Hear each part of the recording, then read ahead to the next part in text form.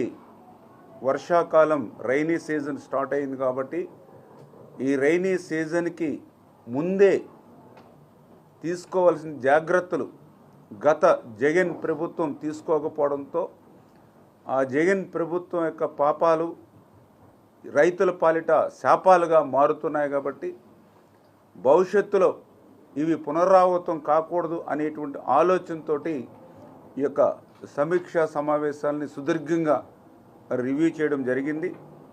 అందులో పర్టికులర్గా ఏదైతే డ్యామ్ ఆపరేషన్స్ అనేవి చాలా ముఖ్యం. ఈ రైనీ సీజన్లో ఫ్లడ్ సీజన్ కాబట్టి దాన్ని సరైనటువంటి మెయింటెనెన్స్ లేకపోవడంతో, ఎంత ఇన్ఫ్లో ఎంత అవుట్ఫ్లో అనేటువంటి క్యాలిక్యులేషన్స్ లేకపోవడంతో, అధికారులు సమర్థవంతంగా ప్రభుత్వం పని చేసుకోలేకపోవడంతో గతంలో మనం చూసాం. ఏదైతే గుండ్లకమ్మ